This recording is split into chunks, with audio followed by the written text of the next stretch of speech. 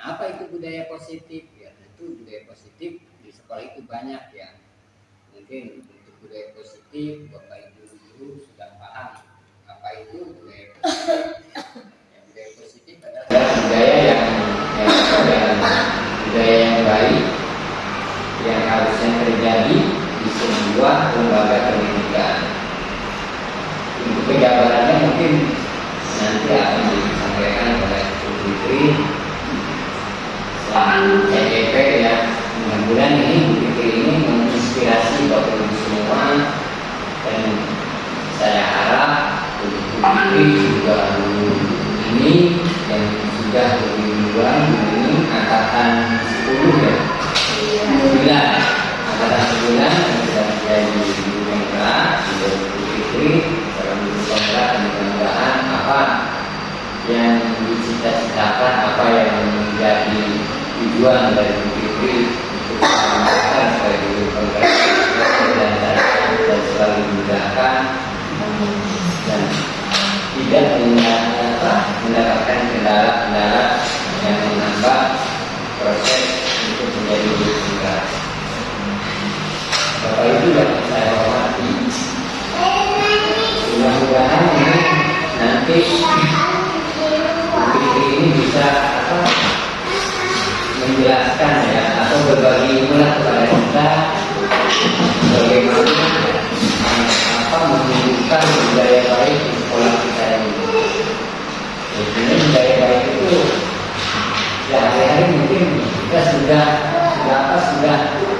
menjalankan ya sebagian mungkin sebenarnya nanti mungkin akan lebih tinggi lagi bagaimana caranya di bidang pendidikan itu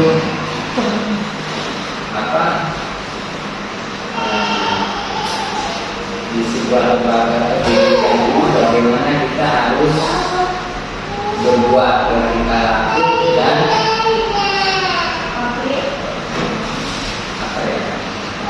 berbuat bertingkah laku dan apa kira-kira ya itulah yang penting nanti pada intinya Bapak Ibu saya harap kegiatan ini bukan hanya sekedar kita berpikir tapi marilah kita serap apa nanti yang akan disampaikan oleh Bu Fikri yang mudah-mudahan bisa kita terapkan di sekolah kita. Mungkin itu saja yang dapat saya sampaikan. Kurang lebih mohon maaf. Wassalamualaikum warahmatullahi wabarakatuh. Waalaikumsalam warahmatullahi wabarakatuh. Terima kasih kepada Bapak Rumi Triana. Selanjutnya pemaparan materi oleh kesepakatan forum. Dan selanjutnya kesepakatan forum yang akan dipimpin oleh Ibu Triana dan Pak Rumi Triana dan seluruh peserta diskriminasi kepadanya. Ibu silakan. Baik, terima kasih Bapak Putri. Bismillahirrahmanirrahim. Assalamualaikum warahmatullahi wabarakatuh. Sebetulnya saya nanti langsung ke materi, tapi tadi tidak ada koordinasi dulu dengan MC. Jadi ibu-ibu ini kesepakatan forum ini oleh saya atau MC. Jadi teman-teman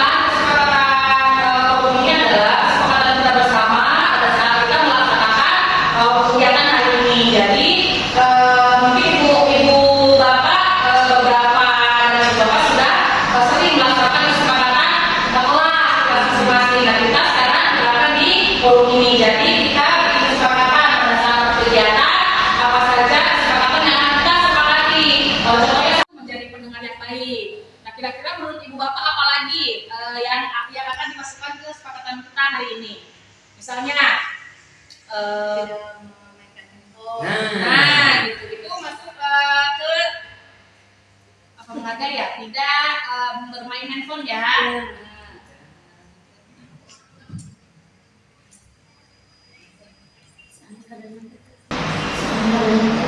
Mendengarkan dengan baik ya. Oh udah ya tadi tidak bermain handphone. Terus apa lagi kira-kira? Saling menghargai. Ya. Tidak merokok. Saling menghargai. Saling menghargai itu mungkin pada saat diskusi ya. Kemudian apa lagi kira-kira? Boleh makan minum nggak? Boleh ya. Boleh makan minum. Lalu? Boleh izin, boleh. Oke. Boleh makan minum, boleh izin ke toilet ya. Selanjutnya ada lagi ya? Enggak. Cukup ya? Selalu bahagia. Selalu bahagia. Ini kasih menggelap ya. Selalu bahagia. Tidak berperan. Oh tidak bahagia. Selalu bahagia. Kami juga tidak baper. Aku baper. Dan ada lagi dari Pak Rumi apa? Hadir utuh, berperan aktif ya, hadir utuh. Jadi pikirannya nggak kemana-mana. Hadir utuh. Tidak mengantuk ya, Bu? Bisa kopi ya, kopinya nanti ngambil kamu dulu. Fokus. Oke, ada lagi yang lain? Sudah? Cukup ya. Baik, Bapak Ibu, ini adalah kesepakatan yang kita buat, yaitu menjadi tenaga baik, jangan bermain HP, saling menghargai, boleh makan minum, boleh isi toilet, selalu bahagia, dan ambil utuh atau fokus. Jadi diharapkan diskriminasi hari ini bisa memberikan manfaat untuk kita semua ya, dan bisa diterapkan oleh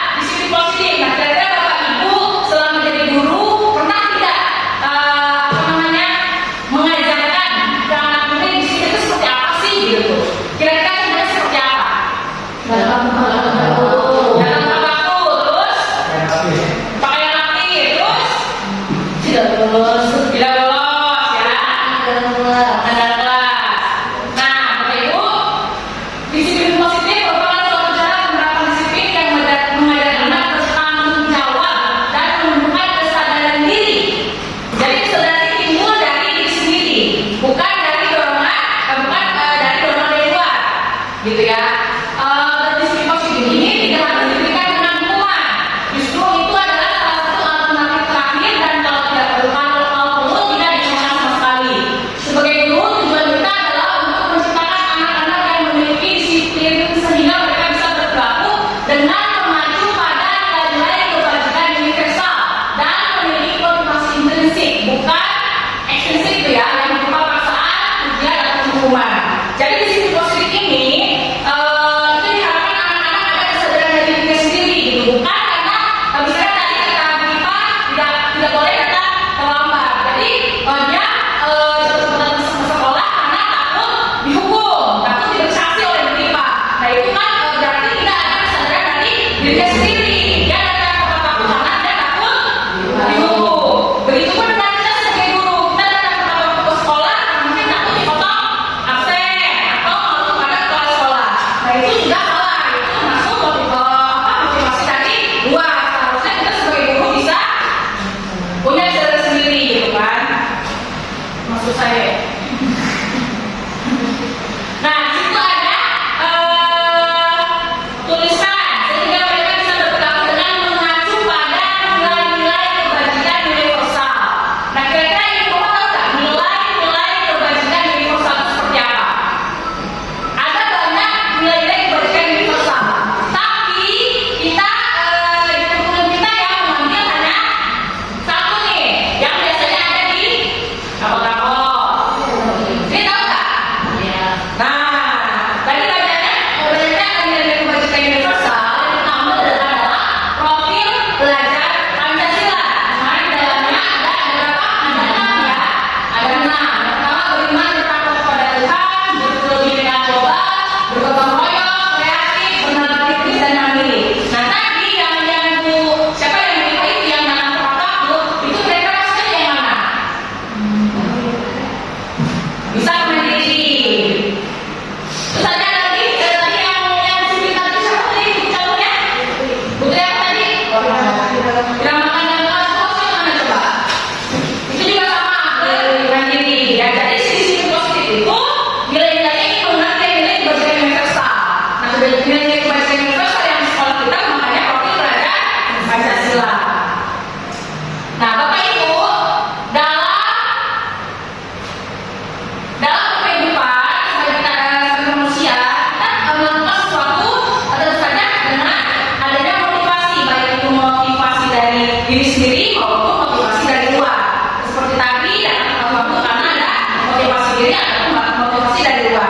Nah Ibu Bapak, motivasi perilaku ini dibagi menjadi 3. Yang pertama untuk menghindari ketidaknyamanan atau hukuman seperti yang tadi. Yang kedua untuk mendapatkan imbalan atau penghargaan dari orang lain. Nah contohnya saya misalnya, saya datang tepat waktu karena saya ingin gaji saya jadi dipotong misalnya, itu dari dorongan dari diri atau dorongan dari luar? Dari luar. Yang ketiga untuk menjadi orang yang mereka inginkan dan menghargai diri sendiri dengan nilai-nilai yang mereka percaya. Nah itu kira-kira menemukan nilai-nilai diri itu gampang apa sulit? Sulit ya, menemukan kesadaran diri sangat sulit. Nah tujuan dari disiplin positif adalah menanamkan motivasi yang ketiga. Jadi yang satu yang kedua adalah motivasi dari luar, tapi yang ketiga motivasi dari diri atau intrinsik untuk menjadi orang yang mereka inginkan dan menghargai diri sendiri dengan nilai-nilai yang mereka percaya tanpa adanya pengaruh adanya hukuman ataupun hadiah. Nah, jadi tugas kita sebagai guru bagaimana caranya menumbuhkan nilai intrinsik itu pada diri murid-murid kita, bukan harus terus dikasih ujian atau bahkan diberikan hukuman. Nah, di sini ada keyakinan kelas atau keyakinan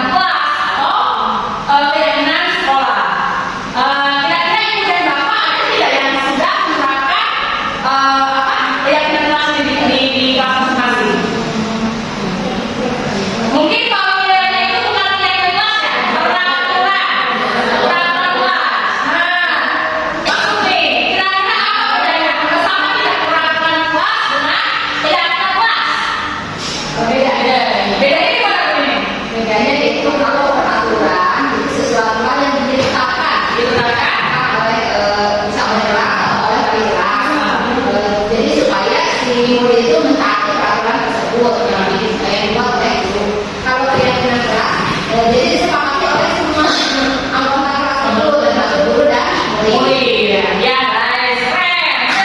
Tangan untuk nih. Jadi Bapak, tadi betul yang dikatakan begini, kalau peraturan kelas itu dibuat oleh guru. Peraturan ya. Tapi kalau keyakinan kelas itu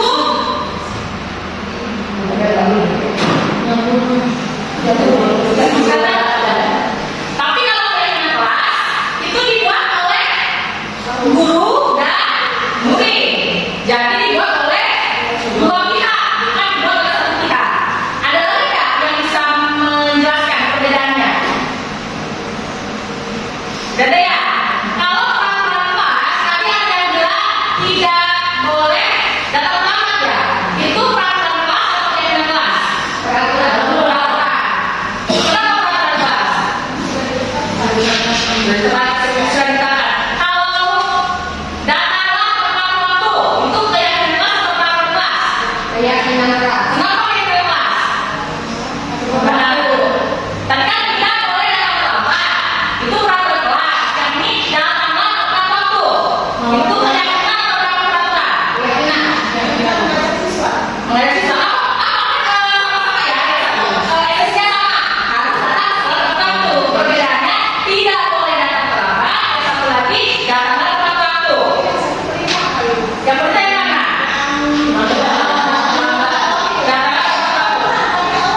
Tidak boleh datang terlambat. Ada punishment. Kenapa? Lebih sabar. Jadi Bapak Ibu, perbedaan peraturan dan keyakinan kelas. Tadi yang dimasukkan itu peraturan kelas, peraturan kelasnya atau sekolah. Tidak boleh datang tepat waktu. Tidak boleh datang terlambat. Tapi yang satu lagi datang tepat waktu itu keyakinan. Perbedaannya tidak boleh datang terlambat itu kalimat bersifat negatif karena ada tidak. Tapi kalau keyakinan kelas ya sifatnya positif, datanglah tepat waktu. Saya kasih mengajak. Sekarang saya contoh lagi. Tidak boleh berisik pada saat belajar. Itu peraturan atau keyakinan? Kalau keyakinan seperti apa?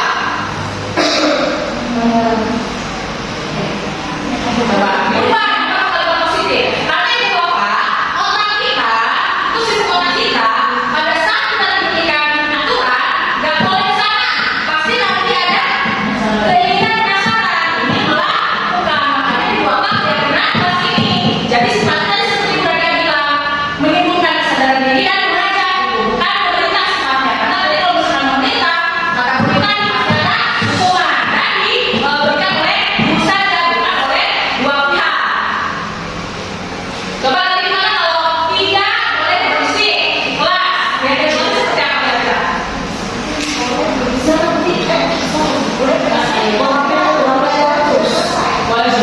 yang lain? Tuhan?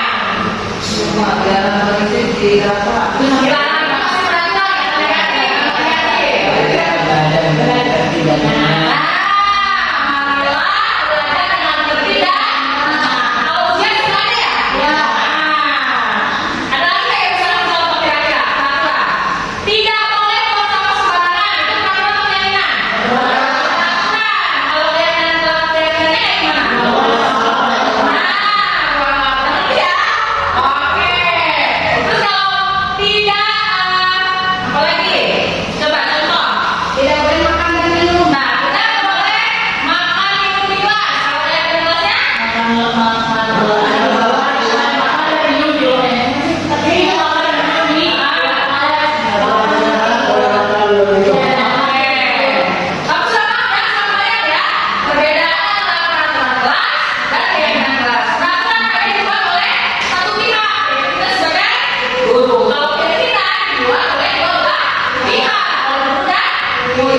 Peraturan kelas sifatnya itu negatif. Tidak boleh begini, tidak boleh begitu. Kalau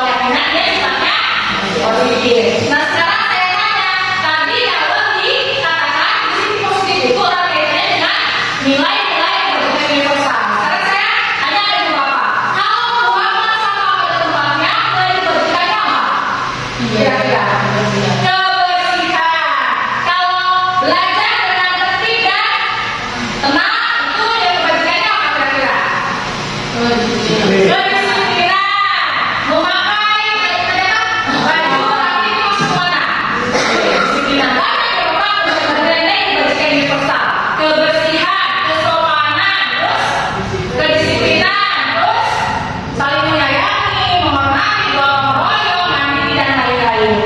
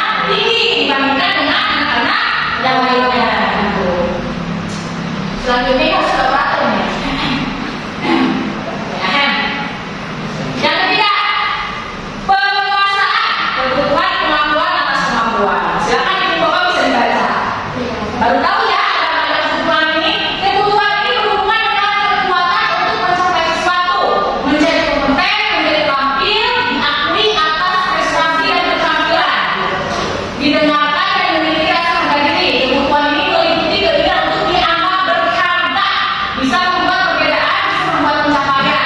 Anak-anak yang memiliki kebutuhan dasar akan penguasaan yang tinggi biasanya selalu ingin menjadi pemimpin. Mereka biasanya mengamati dulu nih, mengamati. Nanti setelah itu mereka mencoba hal baru dan merasa kecewa bila melakukan kesalahan. Mereka juga biasanya terlihat rapi dan terstruktur, sistematik, terstruktur. Nah biasanya anak seperti ini kompetitif orangnya, kompetitif dan haus akan rasa penasaran dan itu dengan rasa dengan pujian, apresiasi. Kalau misalkan apa yang dia rencanakan, apa yang dia maksud itu tidak sesuai, dia akan merasa kecewa. Jadi rasa kecewanya itu beda. Biasanya kira-kira anak-anak tuh yang A, B, C, anak B gitu kan, kalau begitu. Kalau misalkan dia lomba misalnya, tria, dia juara itu langsung marah, kecewa. Nah itu karena dia ingin memenuhi kebutuhan penguasaan, kebutuhan kemampuan atas kemampuannya. Pada saat dia kalah, dia merasa kecewa gitu. Saya merasa itu gagal. Nah, begitu pun dalam kehidupan sehari-hari. Pada saat dia melakukan sesuatu, perfeksionis biasanya orang seperti ini, ya. Jadi kalau orang seperti ini siapa ini? Puji-puji gitu ya. Terus puji-puji dan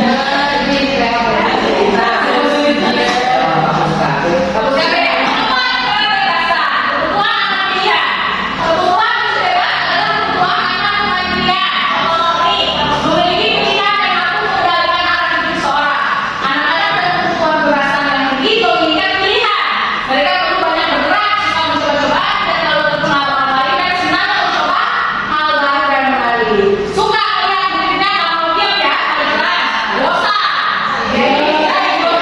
Itu yang kita cari kan. Dia ingin mencoba hal baru, mencoba hal yang dia sukai, belajar dengan gaya yang dia sukai. Bosan karena gaya belajar itu bapak gurunya.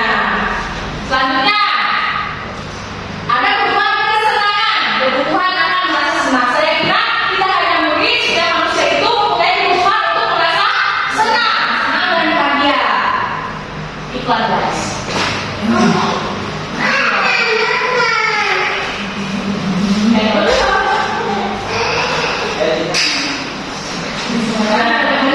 Baca sih tulisannya, bentar ya.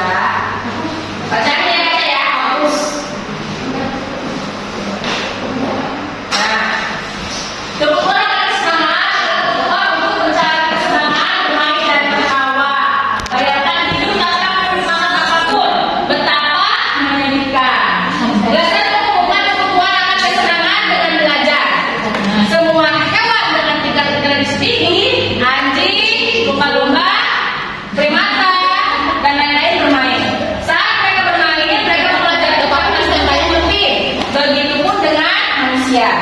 Jadi Bapak Ibu intinya, pada saat kita menyukai, senang akan sesuatu, maka akan lebih mudah untuk menerima sesuatu juga. Nah jadi makanya kita pada saat terutama olahraga ya, olahraga pada saat kita belajar di luar itu diusahakan membuat anak-anak senang dulu. Karena pada hakikatnya seperti filosofi Ki Hajar Dewantara, jadi ingin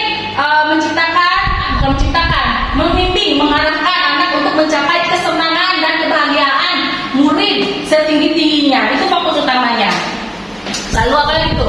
Mereka suka permainan dan suka mengoleksi barang, suka bergurau, suka melucu dan juga mengemaskan. Maka saat mereka bertingkah laku buruk, mereka masih terlihat lucu. Pernah nggak lihat yang begitu? Iya. Salah dikit ya, tapi kan orang yang memang suka dengan kesenangan, jadi kita nggak bisa marah karena memang lucu gitu orangnya. Seperti aku. Pakai uang 13 yang pakai telur. Nah, tadi pada saat saya menjelaskan, Purnoy nanya bagaimana kalau misalnya siswa-siswa kita atau kita sendiri melanggar keyakinan kelas yang sudah kita sepakati. Nah, sebelum kita ke bagian itu untuk mengatasi hal tersebut, kita harus paham dulu 5 kontrol posisi kita di sekolah. Jadi Bapak Ibu ada 5 posisi kontrol restitusi. Nah, bingung juga restitusi itu apa, ya?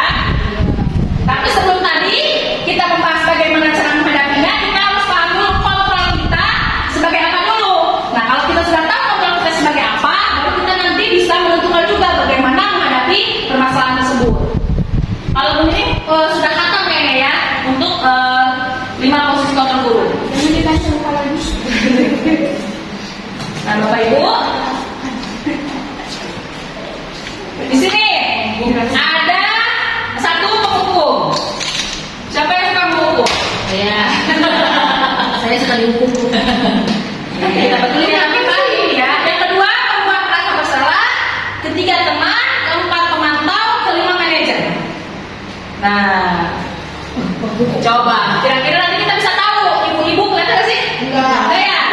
Masya Allah, nggak kelihatan. Nah, ini dilewat aja berarti. Nah, langsung ke slide. Nah, aduh. Kelihatan?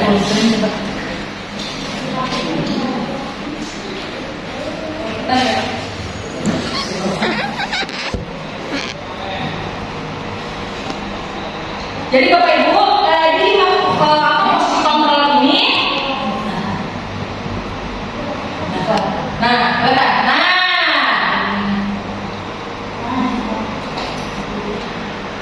di posisi 5 posisi kontrol ini ada yang bagi ke bagian identitas gagal, identitas berhasil dan sukses, dan identitas berapa ini menghargai juga program sendiri ya. Kalau yang tengah identitas berhasil itu masih menghargai imbalan, yang ini identitas gagal. Yang termasuk ke identitas gagal itu yaitu kontrol kita sebagai penghukum dan membuat orang merasa bersalah. Yang seperti apa sih penghukum itu? Misalnya ada anak yang sedang datang kesiangan. Hei, Fitri, kamu kenapa datang kesiangan? Kamu tahu ini jam berapa? Kamu tahu? Nah, itu contoh penghukum. Kalau yang membuat merasa bersalah itu kira-kira seperti apa? Nasihatnya gimana? Gara-gara kamu nih belajarnya kita jadi telat. Nah, itu. Kalau itu masih penghukum.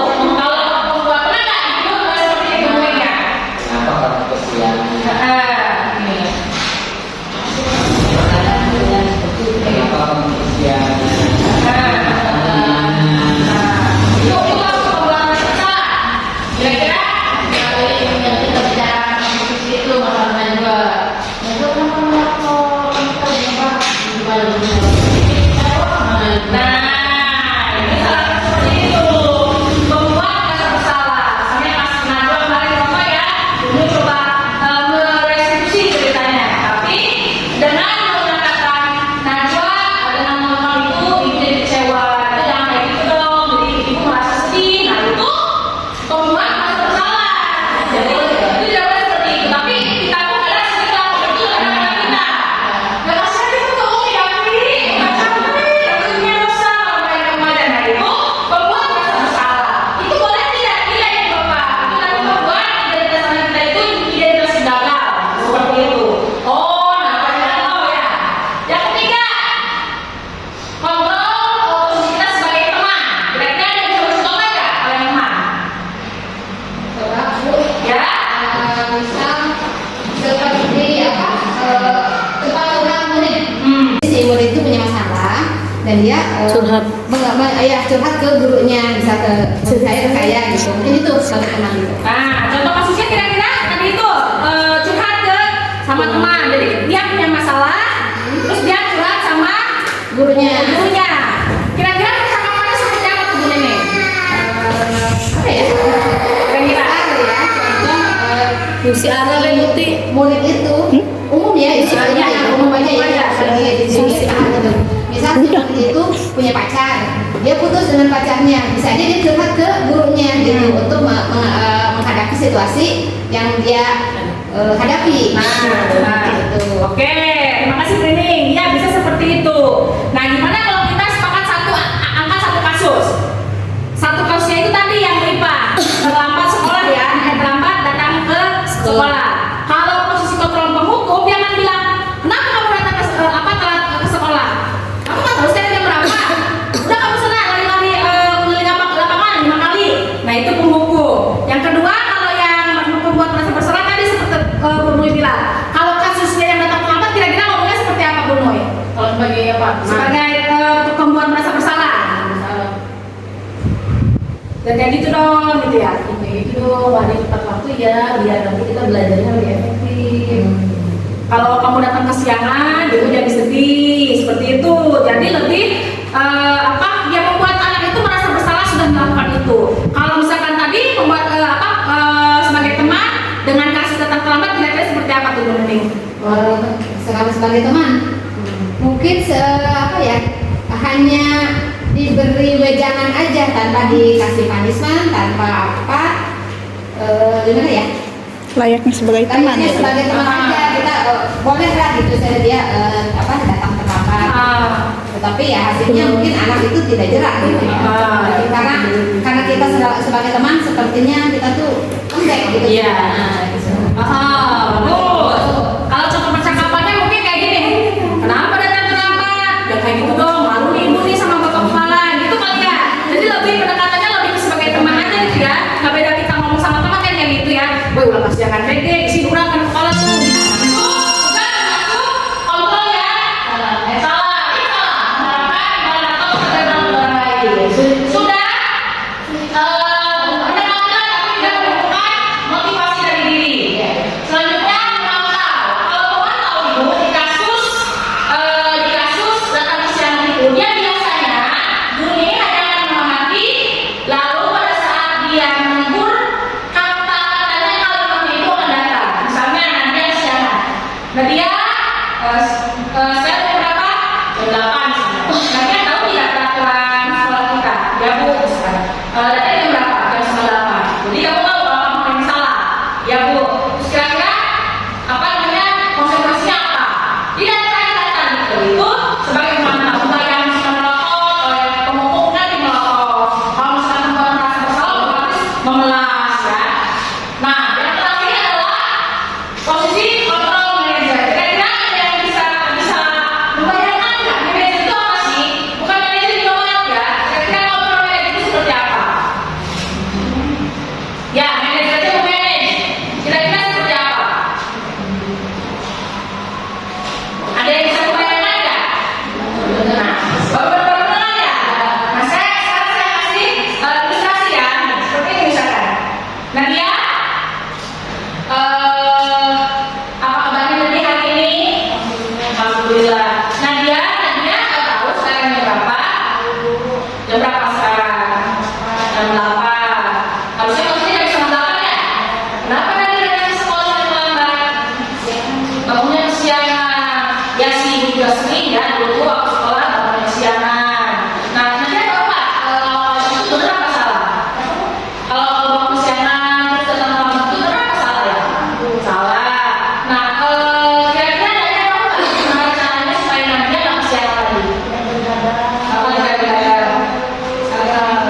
Bagus. Nadia tahu ya. Kira-kira kalau besok-besok bisa nggak boleh diterapkan lagi? Boleh. Besok yang besok itu apa? Ya, supaya bisa datang lebih tepat waktu.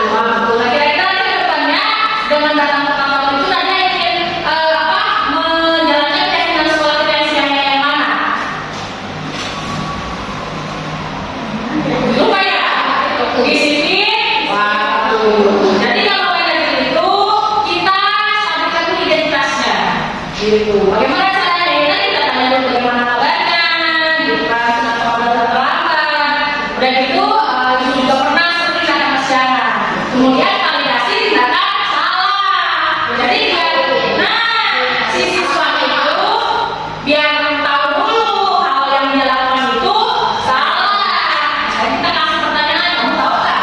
Perbuatan kamu gimana yang dia salah? Kalau misalkan dia belum merasa salah, ya terus kita kasih supaya dia tahu kalau yang salah itu benar. Kemudian nanti kita kembalikan ke keyakinan kelas atau keyakinan sekolah kita. Harus dalam waktu itu masuk ke disiplin waktu. Ya, nah, Bapak Ibu nanti saya akan tunjukkan video. Takutnya tadi penjelasan saya kurang bisa dipahami ya. Mudah-mudahan video ini bisa dipahami oleh Bapak dan Ibu. Nanti nggak bisa itu. Ya, langsung ke ada download. File download.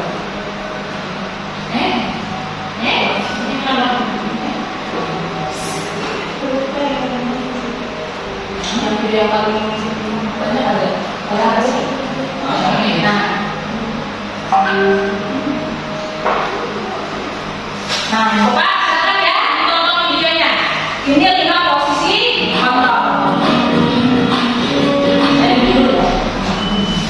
Salam bahagia Ibu dan Bapak Guru hebat.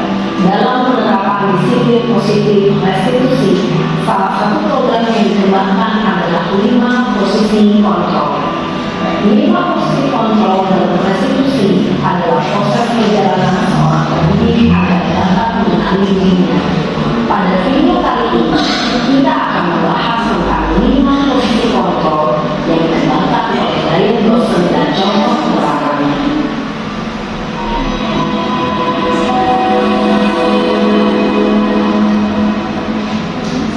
Lima posisi kontrol itu adalah: 1. Posisi penghukum. 2. Posisi pembuat rasa bersalah. 3. Posisi teman. 4. Posisi pemantau atau monitor. Dan 5. Posisi manajer. Untuk lebih memahami kelima posisi tersebut, mari kita saksikan kasus Naren yang pernah hadir 20 menit sekolah dan melihat bagaimana kelima posisi kontrol dalam menghadapi masalah tersebut. Yang sering ya, sering kita lakukan. Modelnya ini apa sih saya?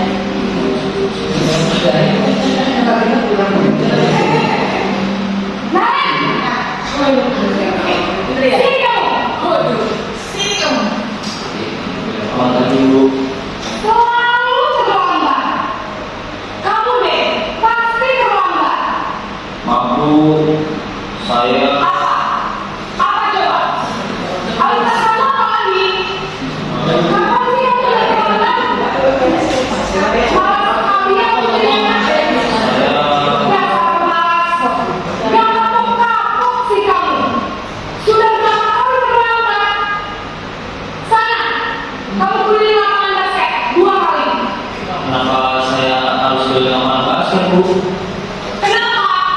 Kamu mau lagi bu? Berani-beraninya jawab. Sudah terlambat, masih berani jawab pula. Kenapa? Beli lapangan basket 5 kali sekalian. Biar kapok. Cepat. Pergi sana ke lapangan basket. Posisi penghukum biasanya berbicara dengan nada tinggi, menghardik, menunjuk-nunjuk, menyakiti, dan menyindir. Hukuman bisa berupa fisik maupun psikis. Ibu dan Bapak Guru hebat, dampak yang terjadi pada murid ketika guru berada pada posisi penghukum adalah guru tidak akan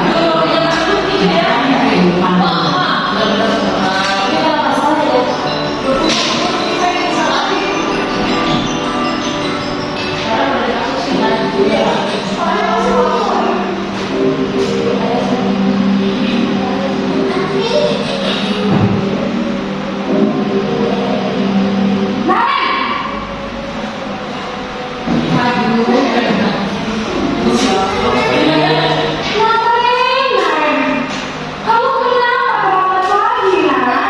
Ya Tuhan, Naren. Kamu senang ya ibu saya?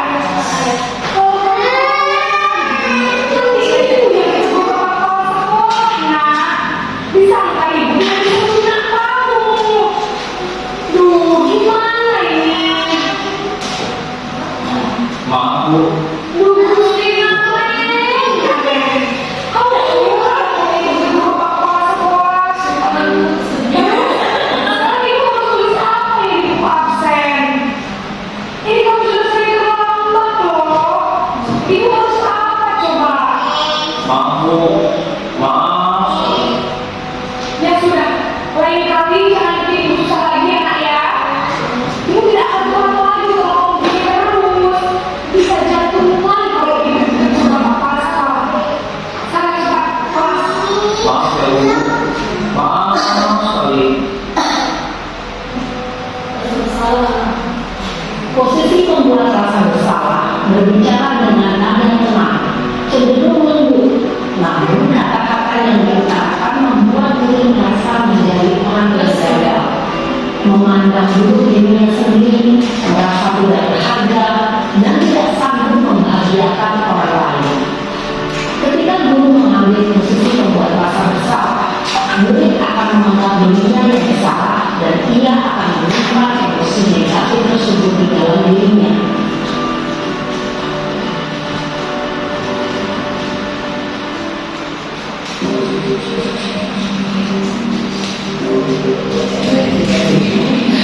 Yang ada siapa ya?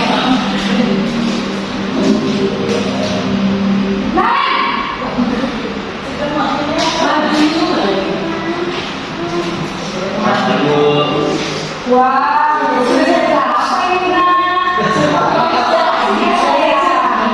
Habis ibu saya udah ngomongin saya, Bu.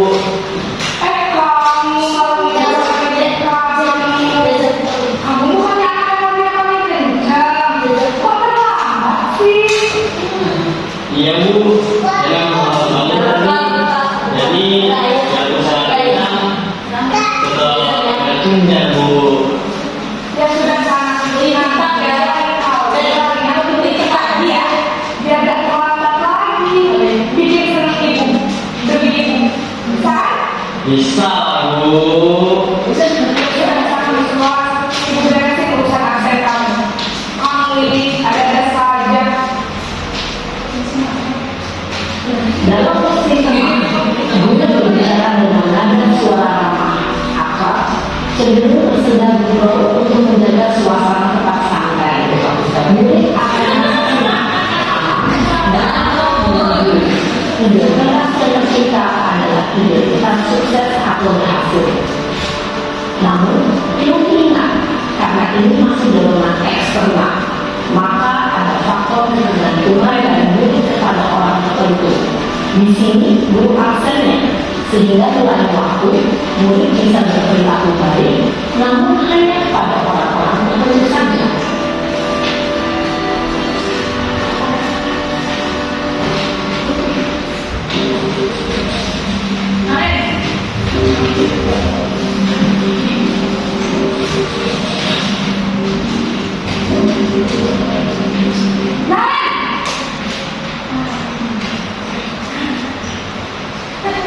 Selamat pagi, Bu. Naren, apa peraturan sekolah kita tentang jam berapa kita harus masuk sekolah? Nah, Kita harus di sekolah jam 7, Bu. iya betul. Sekarang sudah jam 7:20. Naren sudah tahu konsekuensinya jam 8 hari. Paham, Bu? Saya harus tinggal kelas pas jam istirahat selama 20 menit. Iya benar, konsekuensinya demikian. Jadi nanti jam 9:30 pas istirahat, kamu harus tinggal di kelas, kerjakan bersama untuk ketertinggalan kamu ya. Baik, Bu. Posisi pemantau mengandalkan penghitungan atau data untuk mengontrol murid. Guru mengarahkan murid berdasarkan peraturan dan konsekuensi. Seorang pemantau menunjukkan bahasa tubuh dan ekspresi wajah yang datar dan cenderung formal.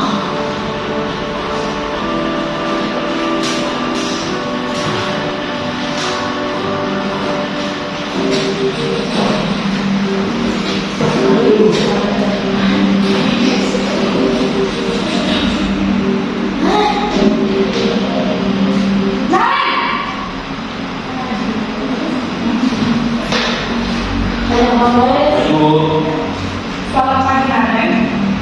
maaf, Bu. Saya terlambat. Iya, sekolah masuknya jam 7, sekarang sudah jam 7:20.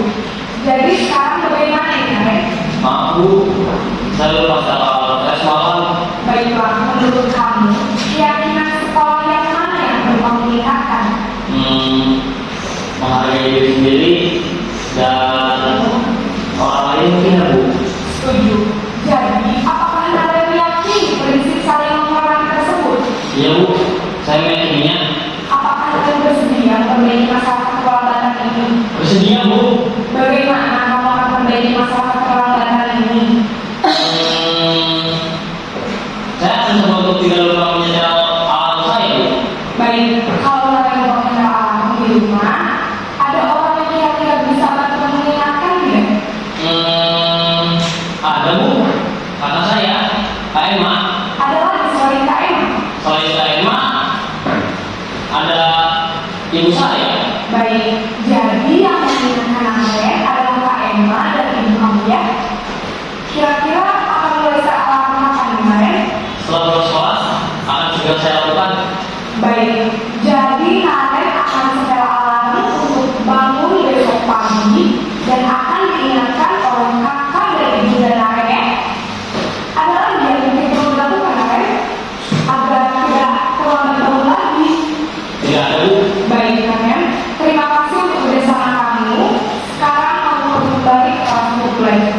Ibu. Terima kasih.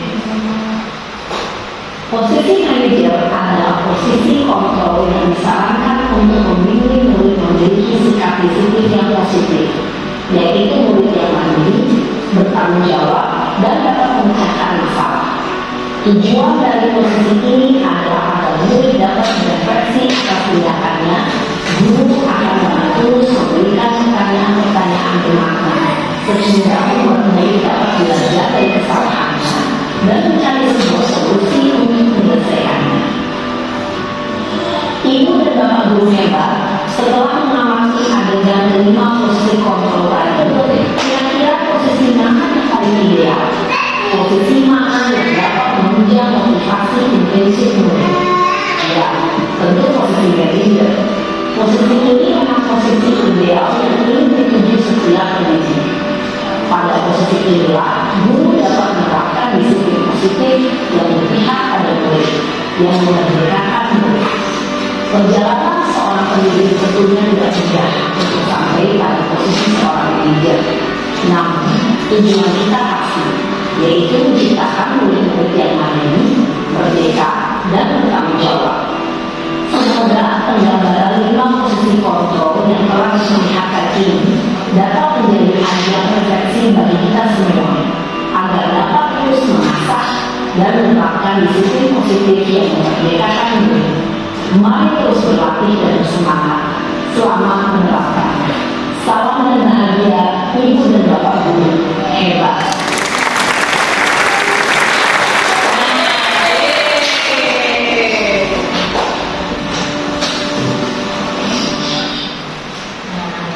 Baik, Bapak Ibu, tadi sudah nonton video 5 posisi kontrol. Kira-kira sudah tentang kan wawasannya. Jadi selama ini kita mengajar di sekolah, posisi kontrol kita itu ada yang di posisi yang mana? Ada pembukunya, merasa pembuku, merasa bersalah, gitu. Kita sadari.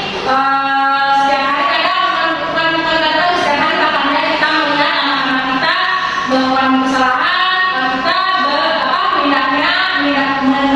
menghadapinya dengan posisi kontrol sebagai penghukum, gitu. Karena si penghukum ini, posisi kontrol penghukum ini dilakukan secara tiba-tiba, jadi sepihak saja, gitu. Kalau tidak mau mendengarkan alasan, ya malah aja langsung kamu kenapa begini, merembet, gitu kan ya.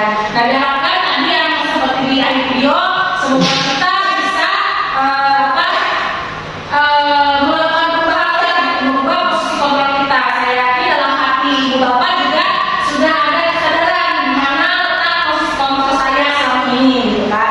Nah, ibu bapak, tentu saja perubahan ini bertahap, tidak bisa dilakukan langsung berubah seperti rombongan, gitu ya, ibu, bertahap pelan-pelan. Tapi tadi itu kembalikan lagi tujuan kita kepada murid agar murid itu bisa mempunyai dorongan dari dirinya sendiri, motivasi dari dirinya sendiri untuk tidak melakukan kesalahan yang sama, gitu ya. Nah, di sini posisi kontrol yang paling ideal itu adalah posisi kontrol kita sebagai manajer. Nah, tadi saya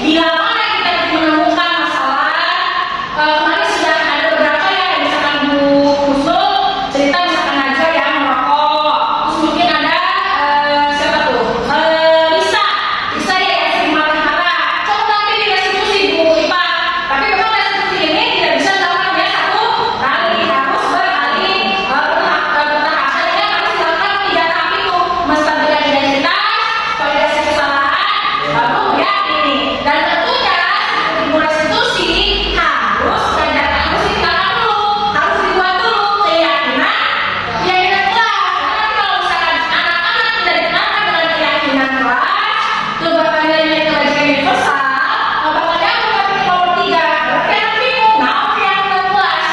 Bagaimana kita bisa merestitusi kalau di sekolah kita atau di kelas kita tidak ada keyakinan? Itu PR kita ya. Jadi kita buat keyakinan kelas, atau mungkin bisa disamakan buat keyakinan sekolah supaya nanti kita bisa menggunakan segitiga restitusi ini. Karena memang kalau misalkan kita terus-menerus menerapkan model kita sebagai penghukum, itu tidak akan baik untuk anak. Nanti itu banyak sebabnya dan akibatnya menjadi pendendam, membuat identitas gagal dalam menulis. Dan diharapkan kita bisa kita ini membuat anak itu menjadi mandiri dan bisa tahu gitu kan kesalahannya apa gitu kan. Lanjut Bu Ipa. Nah di sini ada saya pernah mencoba merestitusi siapa namanya Najwa, video deh. Ini mungkin tidak sempurna ya, tapi saya mencoba karena anak-anak kita kan anak-anak luar biasa, jadi mungkin berbeda dengan anak tadi ya, yang video yang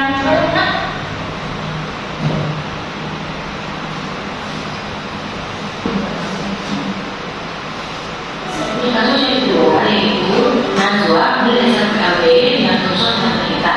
Najwa sudah tidak masuk sekolah sehingga dengan pelajaran yang bisa. Kalau kita ngobrol harus bertahan ya, tempatnya tidak untuk. Najwa apa tadi hari ini Najwa?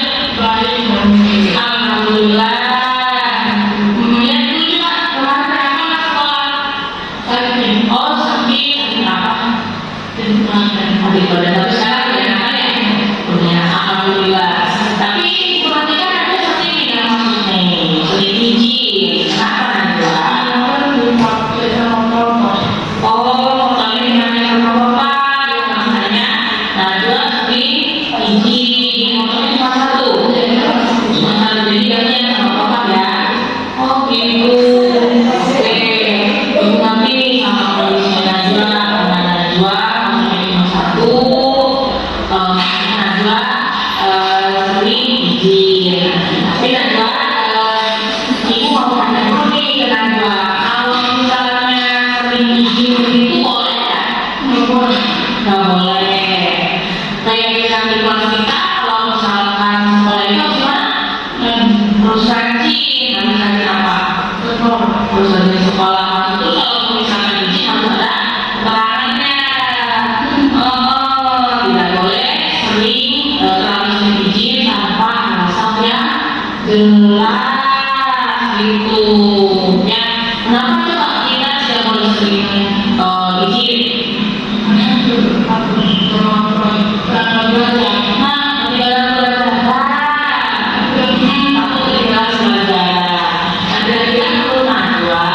Supaya Najwa tidak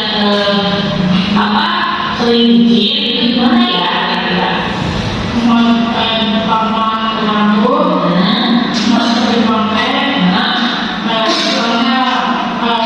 Oh gitu, bisa kayak apa? Keren, nah itu tahu. Jadi biar ini sekolahnya ada motor cuma satu, motornya dipakai untuk nganterin Najwa ke sekolah, terus nanti Najwa pulangnya naik angkot. Karena itu tahu. Nah kira-kira kalau misalnya besok-besok bisa nggak itu mulai dilaksanakan? Misalkan Najwa besok dan sama papa pulangnya naik angkot, bisa nggak kira-kira besok? Bisa. Kita mulai lakukan ya. Nanti papanya nganterin Najwa kan, misalkan apa? Tepat waktu tidak boleh kesemuanya. Nah, sebaliknya Najwa kalau misalkan Najwa izin nanti nanti dia belajar. Jadi nanti kalau misalnya kalau nanti ada sekolah nanti pengen seperti apa ini apa? Jadi maksudnya nanti sekolah keren kayak itu juga sama itu belajar disiplinnya sesuai keyakinan sama kita harus disiplin waktu. Nah, ini harus disiplin juga sekolah harus rajin, nggak boleh sering-sering bolos ya. Oke, keren. Dan mereka mulai makanya yang bimbingan sama apa nanti pulangnya lagi sudah bisa bisa besok sekolah udah dibimbing lagi. Nah, itu Bapak Ibu. Nah, itu ya sudah terbayang ya bagaimana cara-cara restitusi menerapkan segitiga restitusi kepada murid-murid kita. Tapi kalau misalkan ini lupa nih tahapan-tahapannya apa saja, bagaimana saja, bisa nanti saya share materinya, bisa dari saya, bisa dari Bu Nining. Saya rasa Bu Nining sudah sering melakukan segitiga restitusi itu di kelasnya. Dan saya harap kita semua bisa menerapkan segitiga restitusi itu kepada murid-murid kita semua. Dan nanti kembali kita bisa menciptakan disiplin positif di sekolah kita dan tentunya bisa menjalankan nilai-nilai kebajikan yang ada di sekolah kita. Nah, di Bapak sampai sini materinya kira-kira ada yang mau ditanyakan nggak? Soal yang mau bertanya? Bertanya ke Bu Pipit. Tadi setelah dijelaskan bahwa kita itu harus mempunyai keyakinan kelas ya selain peraturan, karena keyakinan kelas itu lebih ke pendapat kita di kelas ya. Nah, yang saya tanyakan karena kondisi kita adalah sekolah khusus dengan murid-murid peserta yang berkebutuhan khusus. Yang pasti di kelas saya Bu, dimana anak-anaknya itu udah kelas rendah dan mereka itu lihat dari intelektualnya juga di bawah rata-rata. Nah, bagaimana cara membuat peraturan kelas antara saya dengan murid saya yang notabene anak saya tidak bisa diajak komunikasi. Nah, itu apakah kita bisa bersama orang tua mereka gitu, seperti mereka bangun jangan selalu datang siang. Nah, mungkin kita bisa ke orang tua. Saya minta penjelasan dari Bu Pipi ya. Baik, terima kasih pertanyaannya dari Bu Nining. Beliau tadi bertanya, mungkin kalau di sekolah normal, di sekolah yang lain, sekolah umum ya, kita bisa melakukan membuat keyakinan kelas ini, karena kita bisa berinteraksi dengan siswa. Sedangkan di kelas Bu Nining, anak-anaknya masih kelas persiapan, masih kelas-kelas kecil 5 tahun atau 6 tahun, dan mereka kebanyakan non verbal, masih belum bisa ada yang tidak bisa berkomunikasi dan ada yang memang belum belajar berkomunikasi. Nah, gimana nih Bu Pipit? Masa sih gimana nih cara-cara membuat keyakinan kelasnya gitu? Sedangkan anaknya aja diajak ngomong nggak bisa, susah. Nah, tapi tadi itu Bu Nining, jangan dibuat peraturan kelas, masih tetap keyakinan kelas Bu Nining. Nah, caranya disounding. Jadi disounding itu terus diucapkan berkali-kali pada siswa. Karena walaupun mereka tidak bisa mengucapkan, tapi mereka bisa mendengar. Disounding itu misalkan Bu Nining mau menerapkan nilai-nilai keyakinan kelas, menjaga kebersihan. Itu bisa misalnya kita itu ngomong, ayo kita buang sampah pada tempatnya yuk. Nah, misalkan setelah belajar itu misalnya Bu Nining bikin hasil karya apa gitu kan, itu sampah-sampahnya biarkan anaknya yang membuang ke tempat sampah. Jadi kalau menurut saya, kalau memang tidak bisa berkomunikasi, ya itu memang anak kaitannya dengan kekurangan yang anak-anak kita miliki. Nah, tadi itu kata Bu Nining bilang, apakah saya perlu mengkomunikasikan ke orang tua? Kalau misalkan yang sifatnya kayak misalkan yang hubungannya dengan datang tepat waktu, itu tentu saja harus dikomunikasikan ke orang tua, karena anak-anak kita kan setiap hari diantar oleh orang tua. Tapi kalau misalkan untuk yang di kelas, otomatis itu Bu Nining harus lebih ke praktek dan disounding, jadi diucapkan berkali-kali ya. Iya. Secara kebiasaan. Iya, kebiasaan. Jadi Bu Nining harus terus sering-sering ya. Walaupun mungkin capek ya, tapi memang itu sudah kewajiban kita, karena memang anak kan tidak bisa diajak untuk berkomunikasi. Jadi kita sebenarnya sudah sering kita lakukan ke anak-anak kita sendiri. Yuk, misalkan walaupun anak kan masih bayi, tapi sadar nggak kita kadang-kadang ngomong sama anak kita yang bayi gitu. Padahal anak bayi itu nggak bisa ngomong. Nah, kenapa ibu bapak bisa seperti itu? Coba kira-kira.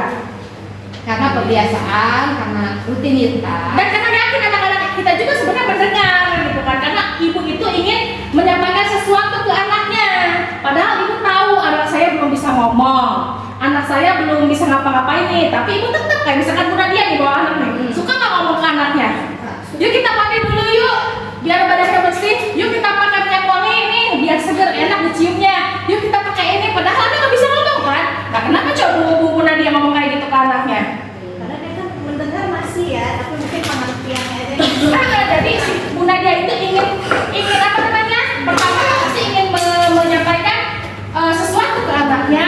Keduanya menyampaikan tujuan nih pakai minyak wangi yuk biar nanti seger di ininya. Padahal dia tahu anaknya belum bisa berbicara. Tapi tadi itu Bu apa namanya? Lewat pembiasaan, lewat sounding, lewat kita misalkan sering ngomong sama siswa kita, nanti bisa jadi bisa maksudnya tertanam di jiwa mereka. Walaupun waktunya lama ya Bu ya. Lama Bu. Setelah udah mencoba nih sengaja kelas itu tidak dalam keadaan bersih mereka masuk. Jadi saya ajak nyapu.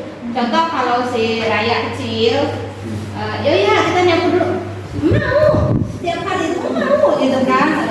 Terus yang Kori dikasih sapu tuh lari. Kadang-kadang mungkin saya tuh merasa ini kapan berhasilnya sih nih anak gitu. Tapi tidak boleh begitu ya Bu ya. Jadi harus terus menerus aja. Saya ajak nyapu biarpun dicuekin gitu sama muridnya. Iya. Biasanya gitu, dicuekin kan hati deh kita nyapu. Tapi dibiasakan seperti itu aja, mungkin lama-lama mereka paham ya. Iya Bu Neni. Jadi ibarat bahasa Jerman teh cek racak ninggal Kayak batu. itu.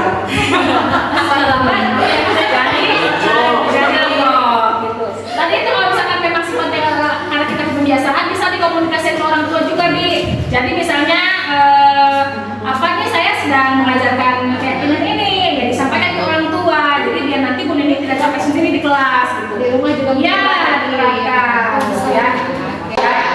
Oke, makasih. Ya, terima kasih Bu Neni. Pertanyaan selanjutnya mana? Mungkin masih ada yang lupa. Bu Iva, apa ini? Buat terkait diskusi misalnya? Ada nggak yang mau nanya? Kira-kira ada peraturan? Ada nggak yang mau ditanyakan?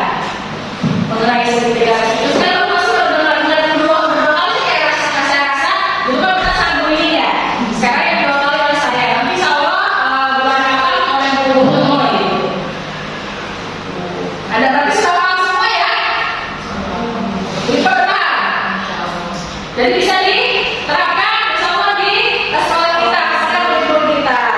Nah ibu bapak mohon izin juga kepada Pak Romi. Jadi saya ingin menyampaikan apa namanya. Nah, kan itu budaya positif. Saya ingin nah, saya ingin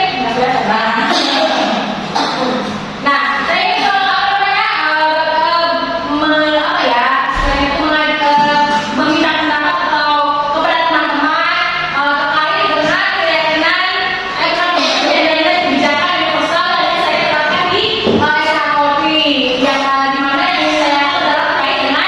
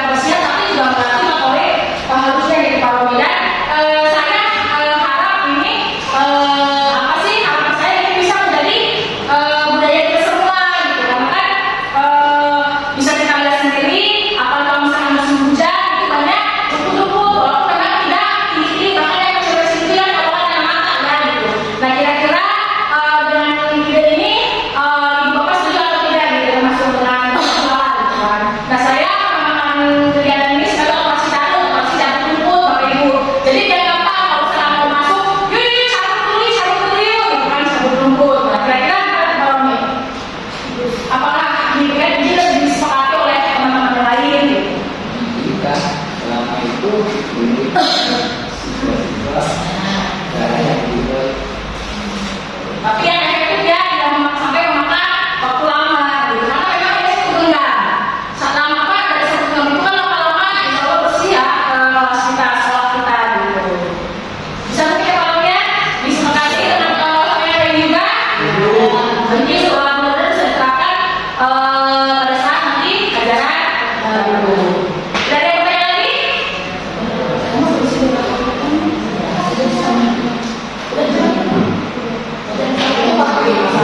Tadi sudah banyak belajar ya, pulang masalah. Oke, baik Bapak Ibu, sekian pemaparan dari saya mengenai diseminasi budaya positif. Semoga apapun yang saya sampaikan hari ini bisa bermanfaat bagi ibu semua, dan bisa kita terapkan kepada murid-murid kita demi mewujudkan anak-anak yang mandiri dan selamat dan bahagia, gitu kan? Karena yang selalu saya ingat ketika saya mengikuti program CDP ini, hal pertama yang membuat saya termotivasi yaitu apa tujuan dari pendidikan ini. Jadi kita itu sebagai guru hanya mengarahkan, ternyata kalau saya kan tahunya mendidik gitu kan, ternyata kita itu mengarahkan sesuai dengan kodrat, dengan memanfaatkan kodrat alam, dengan memanfaatkan teknologi, dan satu hal yang perlu digarisbawahi, memberikan kesenangan, keselamatan setinggi-tingginya kepada murid. Satu dua. Jadi tadi seperti murid bilang, kita harus selalu bahagia, begitu dengan murid kita. Karena kalau misalnya kita memberikan hal-hal sesuatu yang misalnya hukuman atau yang menyakitkan, saya jamin itu adalah hal yang harus anak-anaknya. Seperti yang saya dulu pernah diibarati sama guru, pernah dikasari ya di kampus. Sekarang saya ingat bapak itu namanya itu bentuk badannya seperti itu, badannya seperti itu. Sampai sekarang saya ingat. Nah, begitu dengan anak-anak kita, makanya kita sebagai guru apalagi guru berkebutuhan khusus, saya harap kita bisa memberikan pengalaman-pengalaman yang bahagia dan menyenangkan untuk murid-murid kita. Nanti